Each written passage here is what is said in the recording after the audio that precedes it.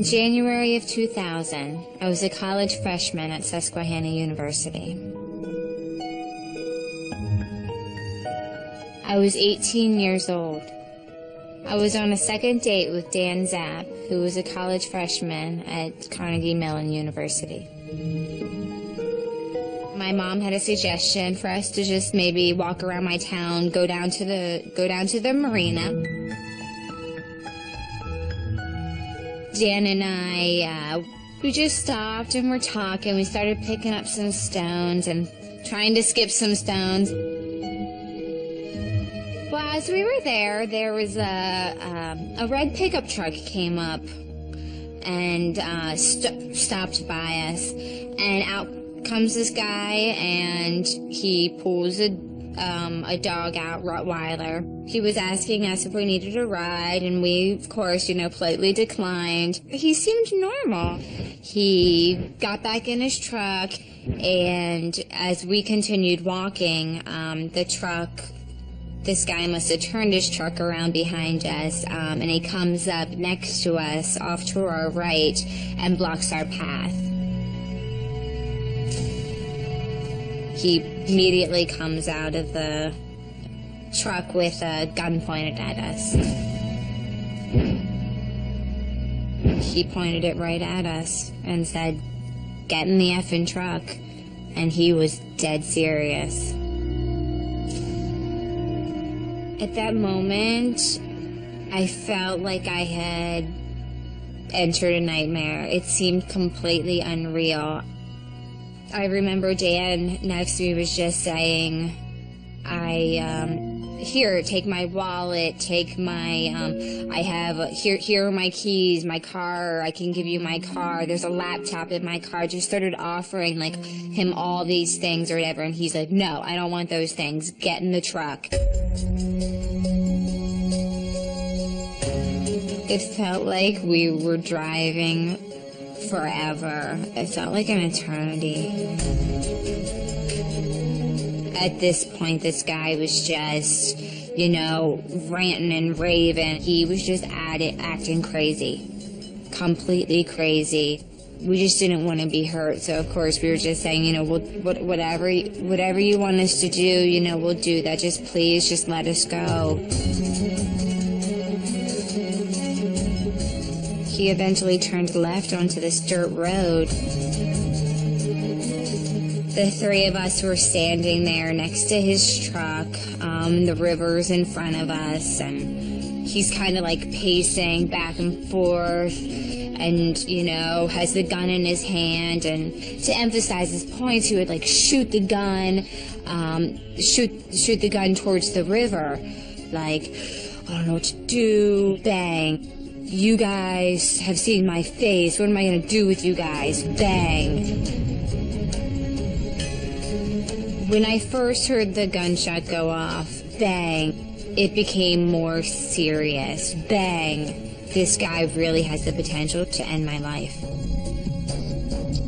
I thought we were both going to die.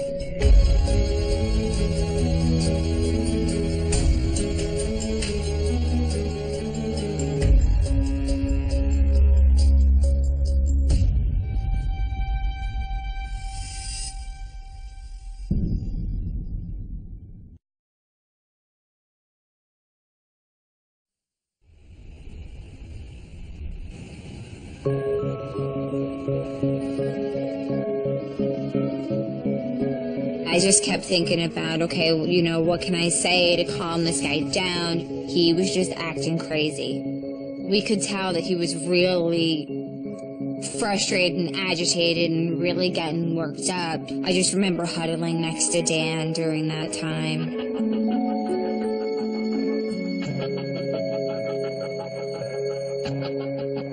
When he was shooting his gun, he was shooting it into the river. It was almost as though he was doing it to scare us. And it did. And then eventually he told me to get back in the front of the truck, and he had Dan get in the back with the dog. And I remember sitting in the front of the truck, and he comes in, And he comes into the side, and there we are again, just sitting in the same spot again. Him in the driver's seat, me in the passenger seat, and I had no idea what to expect next.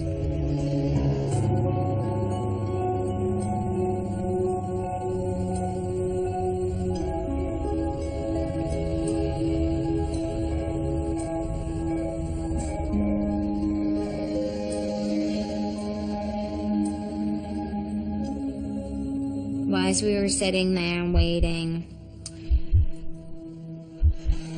he looks over at me and he says, "So, you said you'll do anything." And right in that instant, I knew exactly what he was talking about. And I knew right then that I was going to be raped. And I kind of just nodded my head.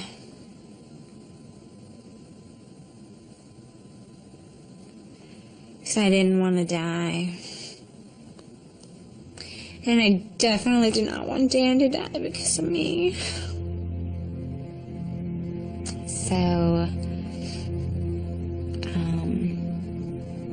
he did. He raped me.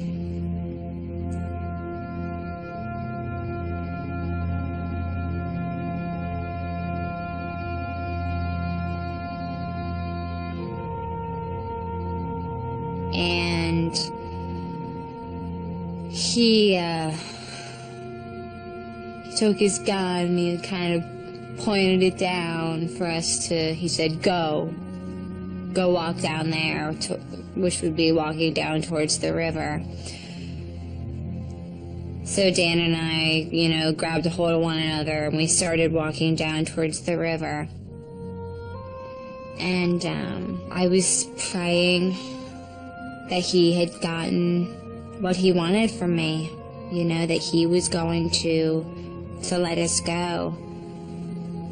And then I heard the gun go off again. And then I saw Dan fall down. And he fell down right in front of me. And there was blood coming out of his mouth.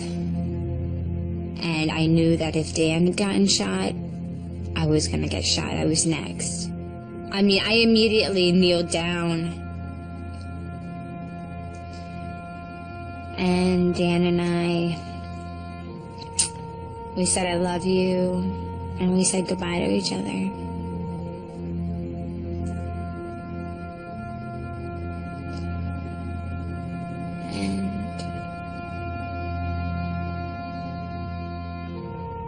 Everything just went black. I don't remember feeling any pain, but I just remember feeling like a lot of pressure in my head.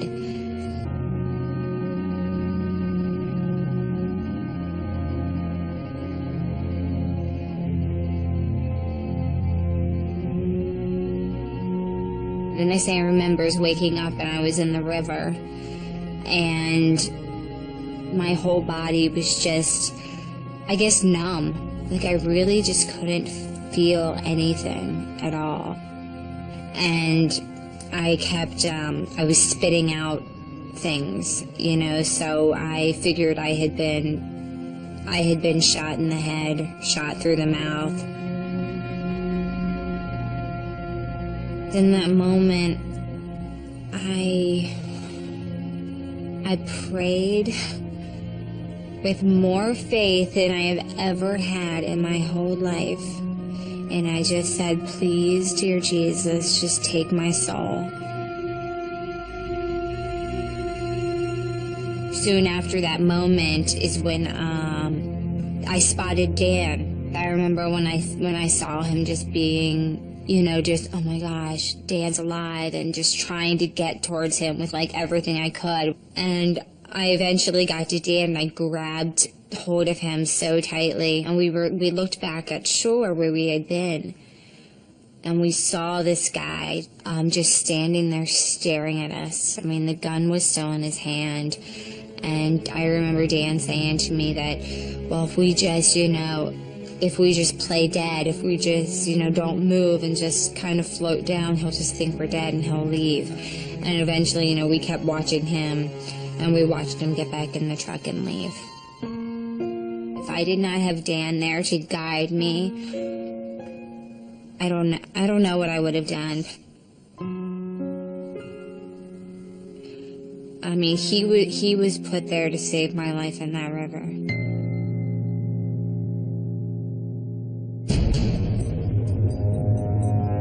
I was sitting in my truck and looked upstream, and I saw two objects coming.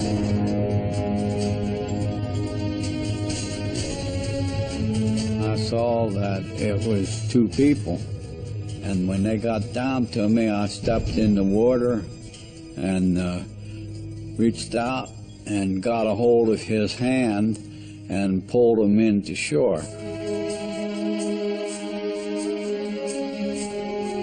And then I saw that they were both shot in the head.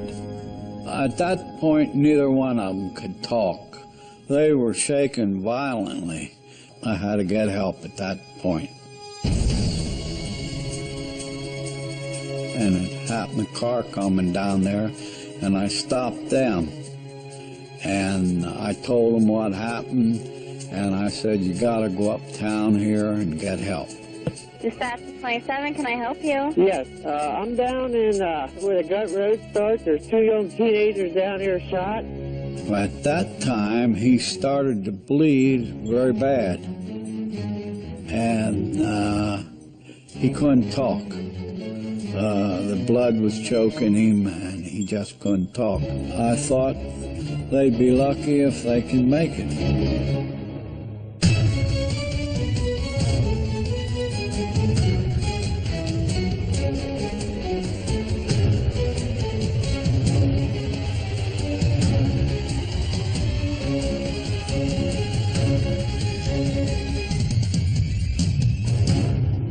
It was the evening of January 8th. I had a phone call that Danny's been shot in the face.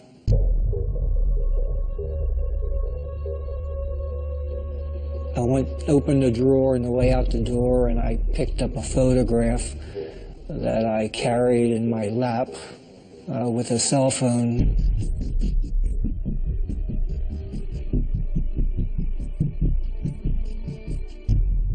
I wanted part of her with me, and the photograph was the first thing that I was able to find, and I clutched that and kept that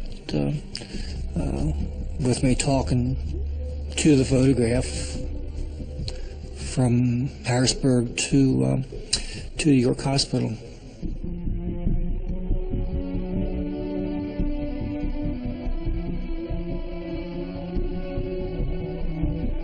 During the drive down,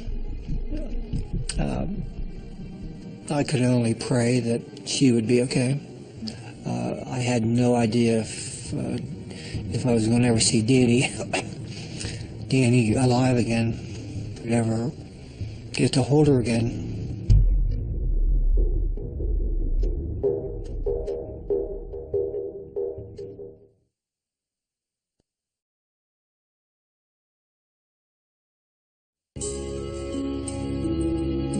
The drive to the hospital with my mom was really, really scary because I didn't know what I was going to see. Once I got to the hospital, I didn't know what I was going to hear. I just knew that I immediately had to get there to see how Danny was doing. It was so scary because this was one of my best friends. I didn't know if she was going to make it, and if she did make it, I didn't know how she was going to be, if she was going to be the same person.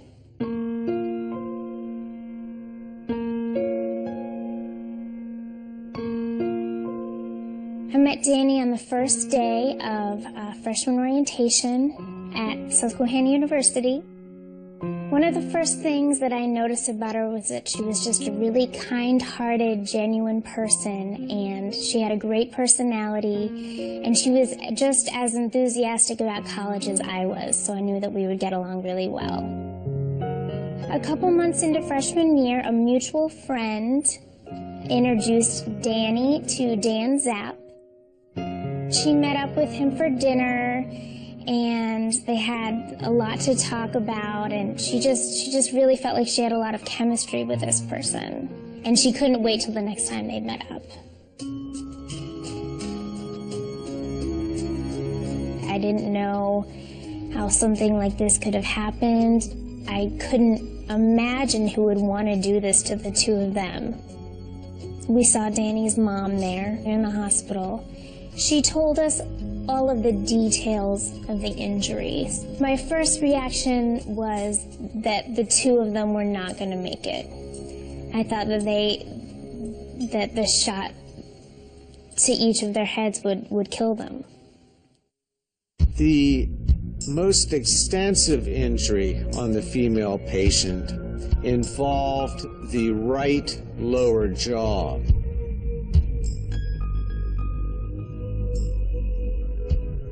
The bones were shattered in so many pieces that it looked like Rice Krispies.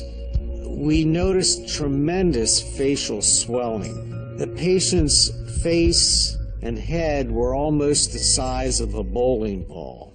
The feeling that I had when I first saw Danny in that condition was this sense of helplessness. I, as her dad, I couldn't fix the problem for her that dads like to do. And then knowing that my innocent, sweet daughter was laying there in that condition and, you know, asking why. Of course, at the time, nobody had an answer. The brutality of this crime is beyond explanation.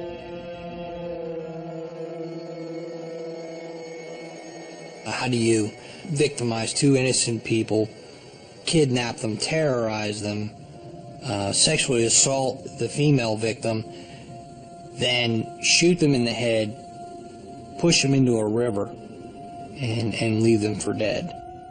I think everyone was just shocked. Everyone was angry. Everyone was upset. We need to get this guy, and we need to get him now. Being a father of two daughters of the same age, I was deeply concerned about this case. I told the mother that we would do everything we could, humanly possible, to identify who this was and bring him to justice. This was quite an undertaking, the fact that we had so much area, so much riverfront to explore and look for a crime scene. We were walking pretty much shoulder to shoulder, looking down at the ground in front of us, and within minutes I came across a large pool of blood that was about 3 foot up from the water's edge. And as I looked down into the water, I saw about 3 shell casings from a 9mm handgun in there. The clock was running, and we needed to get as much information as we could. I was assigned to go down to York Hospital to attempt an interview with Daniel and/or Danielle. Unfortunately, Danny was in an induced coma, so we were unable to interview her. We learned that Dan was awake and that we needed to interview him as soon as possible. Dan's wounds at this point were very serious. The male's medical condition was critical. They were very concerned a blood clot could form and cut the blood supply to the brain. He was in pain. Any kind of movement that he would make was very painful for him, but he was eager to help us. And being that Dan was unable to speak because he was on a respirator, we got a notepad from the hospital and a pen, and we gave that to Dan, and then we proceeded to ask him questions about the description of the suspect. Dan described the perpetrator as being a white male, 35 to 45 years of age, very drunk, blonde hair. He had a brown hat, blue jeans, and black Nike high-top sneakers. He described the weapon as a black semi-automatic pistol, and the dog, of course, this black Rottweiler named Sam. Dan was able to provide us with information regarding the vehicle as being a beat-up red pickup truck with a white or gray cap. He described items in the back to include a toolbox and an aluminum baseball bat. We were looking for a violent person, someone with knowledge of the area, and this dog. As we started talking with local investigators from surrounding agencies, Mr. Babner's name came up. His record entailed run-ins with police involving alcohol, domestic violence, altercations between himself and others, and he did have a Rottweiler. So it was decided that a photo lineup would be constructed to include a photograph of Mr. Babner. I then took that photo lineup down to Dan, and I asked him, can you help me? And as I had the pictures in my hand, and I'm laying them down in front of him, and Dan's watching as I'm putting the pictures down, and as I get to Mr. Babner's picture, there was an instant reaction in his face of pure horror. His pupil dilated, his one eye was swelled shut, but his other eye, I saw his pupil go, and he immediately just started hitting the picture. He's hitting it on the table. And I said, Dan, is that the man? And he said, yes, that's him. And I said, are you sure? He said, yes. And he's definitely, and he's hitting that. And I looked at him and I said, Dan, we're going to go get him.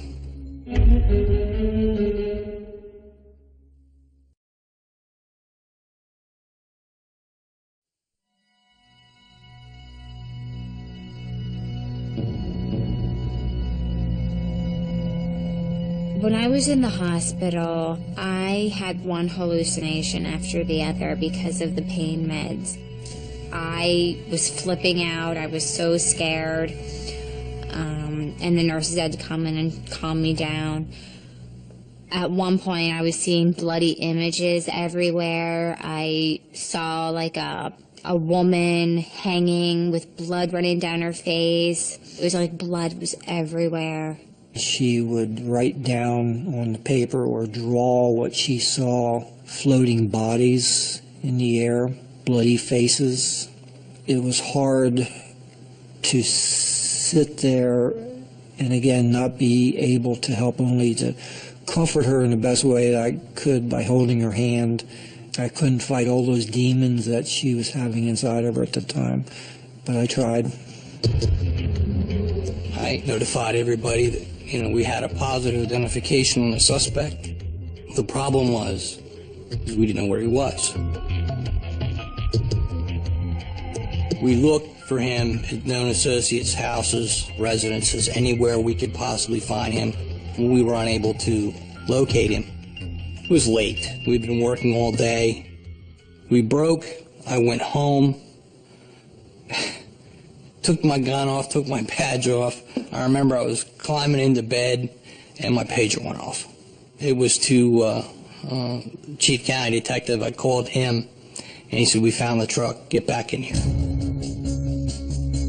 I had a phone call saying that they were activating the QRT team. The quick response team, which is another word for a SWAT team, is utilized for barricaded gunmen, hostage rescue, and high-risk warrants. This was a special type of criminal, a very, very violent one. We didn't know if he was armed for sure, but we assumed that he still had the weapons that he used to commit this crime. He shot 2 people in cold blood. We weren't going to take that chance that he threw those guns away. We discovered that William Babner was staying at his girlfriend's house. By the time we arrived, it was around midnight. We deployed the team and were set up about a house away. We were in the alley, sort of in the shadows, crouched down, hiding. Snipers were set up to cover the front of the house. Sometime early in the morning, a female left the residence, and she gave a whole bunch of information about who was left in that apartment. It was learned that at around 8 o'clock in the morning, Mr. Badner's girlfriend's youngest child would be coming out to get on a bus. The plan was that once that child got on the bus and that bus started taking off down the road, that we were to assault. We're hearing the snipers looking down at him. Okay, we have an open door. There's a child. There's a man. Yes, it's Babner. He's in the door. We're still waiting, and we're hearing the child's going down the stairs. The child's getting on the bus. Go, go, go. I was the third man through the door. I grabbed him, and I was yelling, let me see your hands, let me see your hands, and get down to the ground, get down, and physically took him and knocked him to the ground. We cuffed him, and then that was it. He was shocked. It's not every day that you can say you put your hands on a monster, and that's what I did that day. During the execution of the search warrant, all this stuff that Dan had seen was there. We found the black Nike high-top sneakers, blue jeans, the shirt, the hat, as well as the firearm. And to no surprise to us, Sam was just as Dan had described it. Dan's recollection was just outstanding. You know, we have the who, what, when, where, and how, but not a why. And, you know, I don't think we'll ever know the why. After Babner was captured, I had a big sigh of relief, but I knew our job was just beginning, and we had to hope for the best for the two kids, that they'd be able to come to the trial and testify against him. So I still wasn't sure of the conditions of either one of them. When I was in the hospital, they put me in an induced coma. While I was in the induced coma, they sewed my tongue. My jaw had been shattered, so they added a plate in my jaw. So when I woke up, I had a tracheotomy, so I had a tube coming out of there. I had a stomach tube when I woke up. I mean, I was bandaged and swollen, like my jaw was like out to here. You know, my mouth was wired shut, my teeth were all dirty, like there was dirt in my teeth. And when I looked at myself in the mirror, you know, it was only, you know, from here on up. But when I looked at myself, I started to cry. I hated what I saw. That first picture that Dan and I ever took together of me and him in my car, it was like right next to me on the bed. I remember watching Dan walk out of the river, but I didn't know what had happened to him since then. I really had this feeling that he had died, that he did not make it.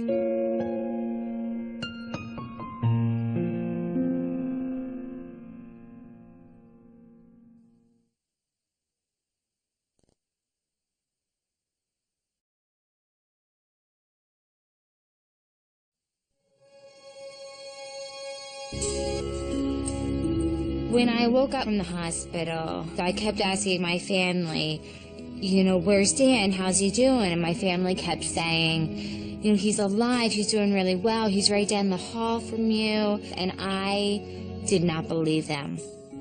I thought that he had died. And so he wrote me a note, and it said, I love you, I'm okay. And after I saw that, I knew that he was alive. I knew that he made it.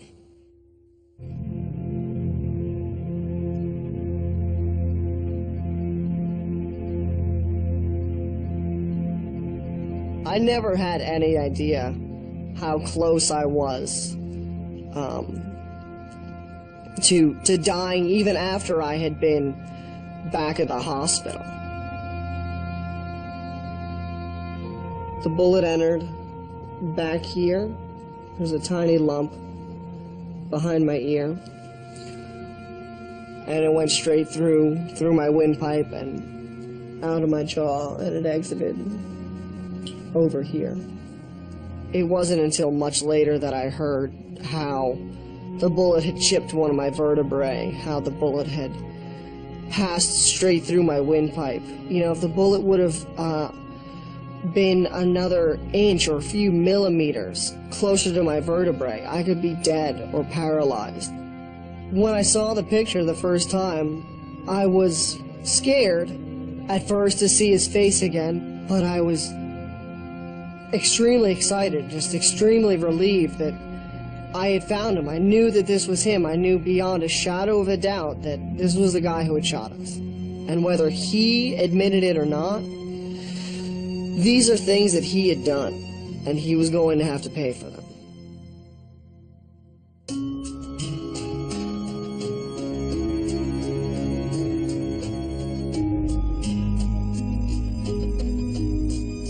Nobody wanted to take this case to trial.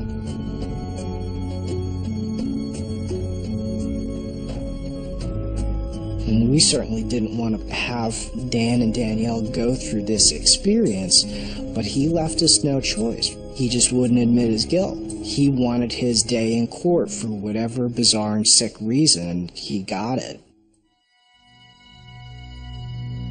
Danielle and Dan were both very emotional before the preliminary hearing when they entered the courtroom for the first time. We just tried to tell them they were going to be safe. He could do nothing further to harm them. I was terrified to see him again. I mean, he was a monster to me. I did not want to be in the same room with him. I felt just full of fear again. You know, that face had just instilled so much panic inside of me. Babner did not testify at trial.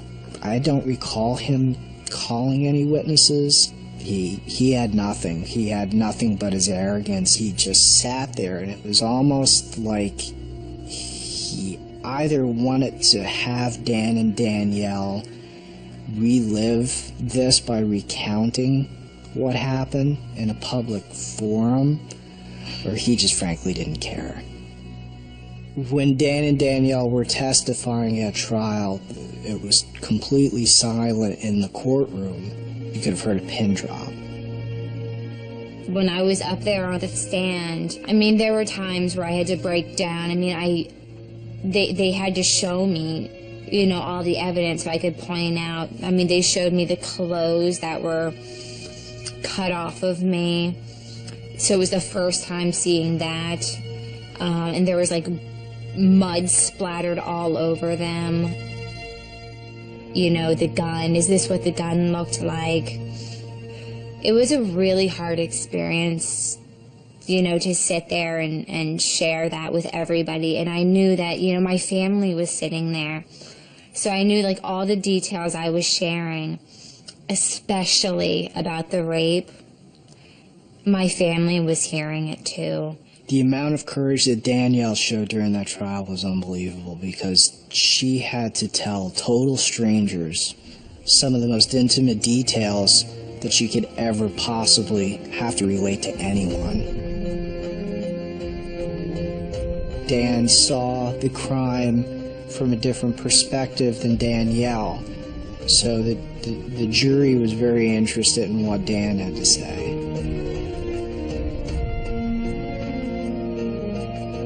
I was trying to come up with any plan to get us out of that situation, and I started to try to plead with him, and I said, you know, sir, I'll give you anything you want if you just let us go. He just told me to shut up. He said, shut up, I don't want to hear it from you.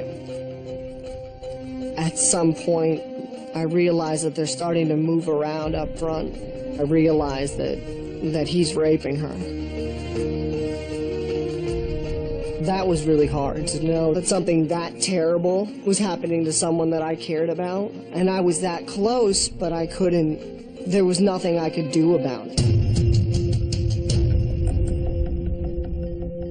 After he had raped Danielle, he motioned with the gun and he said, walk down there. You know, walk down by the river.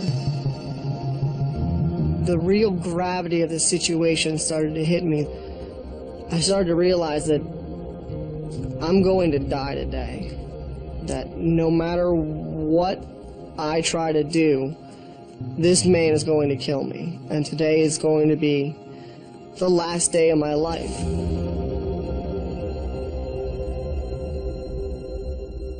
And all of a sudden I just felt this tremendous force.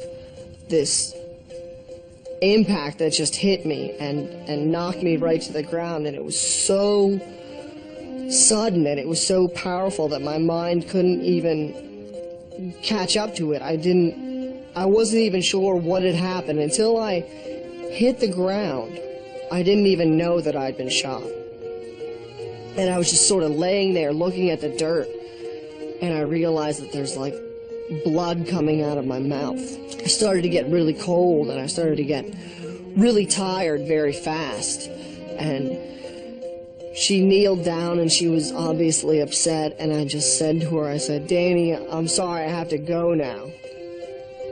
And the next thing that I remember is this feeling of being rolled, of my body like sort of turning end over end.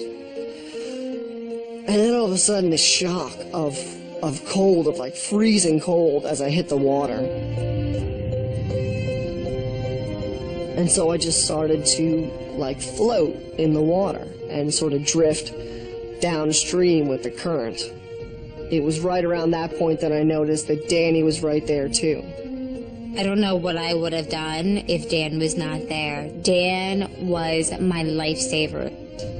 In that river, I remember at one point our hands separated from each other and I could not move on my own. And Dan, you know, he felt my hand slip from his and he turned back around and he swam back out and he grabbed me and he pulled me to shore. I do not believe I would have survived without him. Dan will never admit this, but he truly is the hero of the entire case. He was constantly thinking. He was constantly encouraging. Without Dan, Babner has no face and is not apprehended. You know, without Dan, Danielle isn't able to swim in the water. Dan kept both of them alive. It's still tough. I still don't consider myself a hero in any sense. But I'm glad I was there, and I'm glad that, you know, if me being there meant that, you know, she survived, then I'd do it again. I'd do it 1,000 times.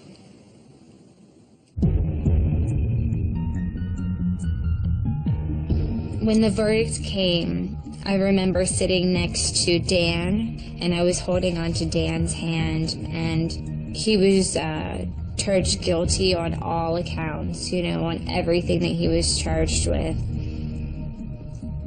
I mean, I just remember afterwards, like, this flood of relief just going through me. William Babner was convicted of 2 counts of attempted murder, 2 counts of kidnapping, 1 count of robbery, 3 counts of involuntary deviant sexual intercourse, 1 count of rape. His sentence was 117.5 to 235 years in a state correctional institution. William Babner is the face of evil. Next time Babner's going to get out of prison, he's going to be in a box.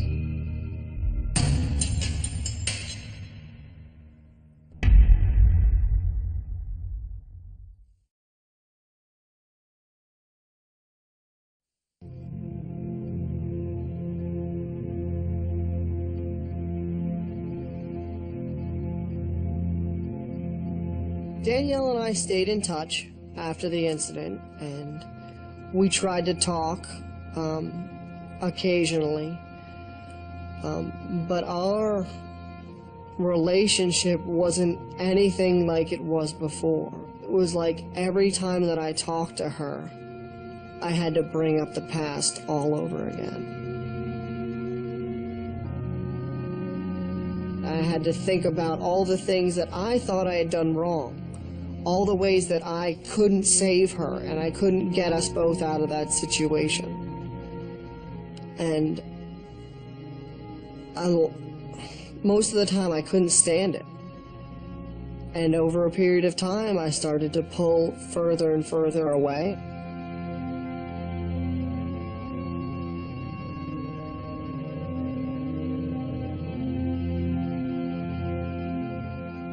Transitioning back to being at college was really hard for me. I really struggled with being around men that were strangers to me. At first, she was a little withdrawn.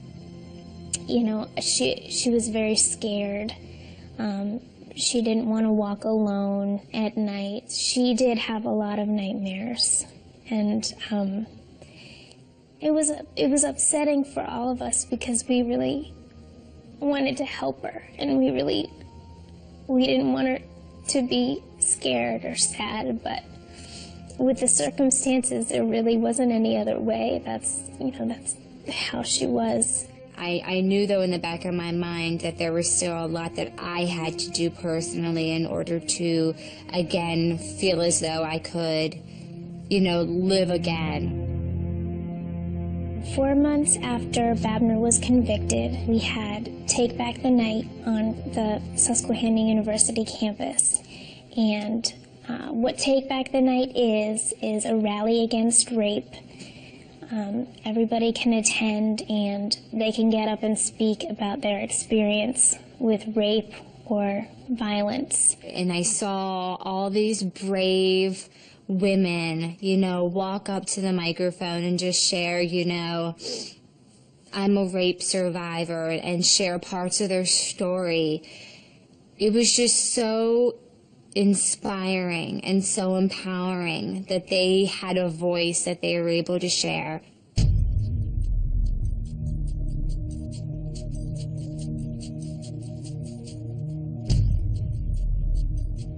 There was about 10 minutes of silence.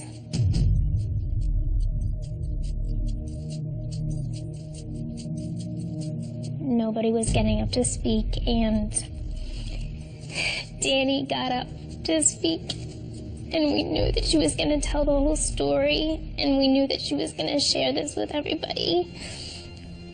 And that was probably the most emotional moment for all of us, because you could kind of see the bravery in Danny and the growth that she was making and how strong she was.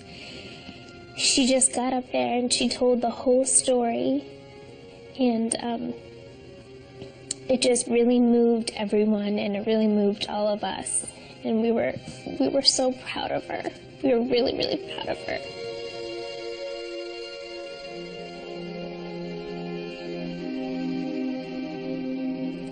I felt so much power and so much strength, and a part of what I felt he had taken from me, I was able to pull back and say, you know what, he may have taken, a few things, but there's so much that he didn't take, that he couldn't touch, and that is what makes me who I am. I think that it took me a lot longer than it should have to get to a more comfortable place in dealing with the incident and talking about it and looking at it from a healthy perspective. I knew that I should be getting therapy, I should be dealing with it. I just really didn't want to. I wanted to try to ignore it and just hope that eventually it went away. In the last 8 years, I feel like I've grown up a whole lot. Regarding the incident, my perspective has almost entirely changed.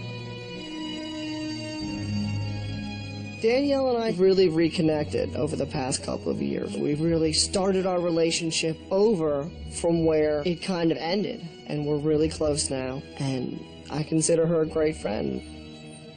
Dan met an amazing woman at college who has been such a great companion for him.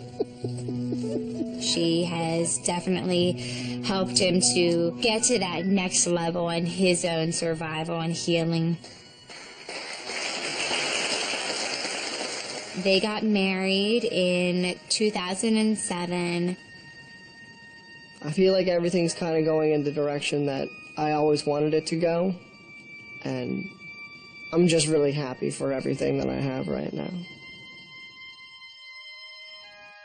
In spring of junior year, I introduced Kevin McGuire to Danny. And they connected instantly and dated, fell in love, and he proposed to her just a couple years later.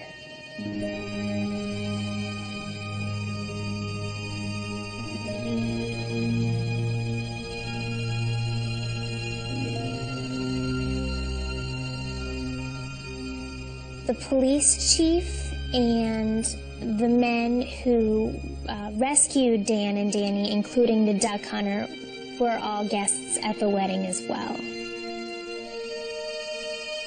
Danny looks absolutely wonderful. She is just doing great and looking great, and extremely proud of her. I'm so happy that I have made it to where I am today. The gratefulness that I have for my beautiful baby girl and the husband that I have. I don't have to think about what happened to me every day. It doesn't define me anymore. I have learned how to make it a part of who I am, but it has made me a better person. Danielle and I are forever entwined. That's like a connection that no one can ever take away from us. She's always going to be a part of my life. It's as though, like, our souls are almost connected. He will be a part of my life forever.